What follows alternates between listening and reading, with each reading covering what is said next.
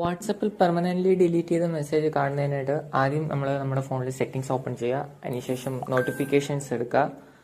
അതിനുശേഷം ഇവിടെ notification history എന്ന് പറഞ്ഞ നമുക്കൊരു ഓപ്ഷൻ കാണാം, അത് ടേൺ ഓൺ ചെയ്യുക. ഓക്കെ, ടേൺ ഓൺ ചെയ്തതിന് ശേഷം നമ്മുടെ നോട്ടിഫിക്കേഷൻ ബാറിൽ വരുന്ന എല്ലാ നോട്ടിഫിക്കേഷൻസും ഈ ഒരു ഹിസ്റ്ററി ഇവിടെ ട്രാക്ക് ചെയ്യുന്നതായിരിക്കും. അപ്പോൾ ഞാൻ ടെസ്റ്റിങ്ങിന് വേണ്ടിയിട്ട് വേറൊരു ഫോണിൽ നിന്ന് ഒരു മെസ്സേജ് അയക്കുന്നുണ്ട്.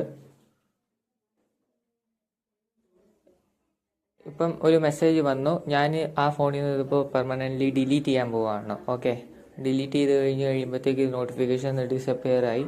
ഇനി വീണ്ടും നമ്മൾ ആ നേരത്തെ എടുത്ത സെയിം സെറ്റിങ്സ് എടുക്കുക.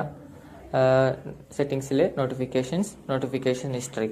ഇപ്പോൾ നമുക്ക് കാണാൻ പറ്റും, ഇത് കൃത്യം ടൈം അടക്കം എപ്പോഴാണ് ഈ മെസ്സേജ് വന്നതെന്നുള്ളത് കാണാനായിട്ട് സാധിക്കും. ഇത് ഓഫ് ചെയ്തിട്ട് ഓൺ ആക്കുകയാണെന്നുണ്ടെങ്കിൽ ആ ഹിസ്റ്ററി മൊത്തം ക്ലിയർ ആവും. For more videos subscribe to this channel.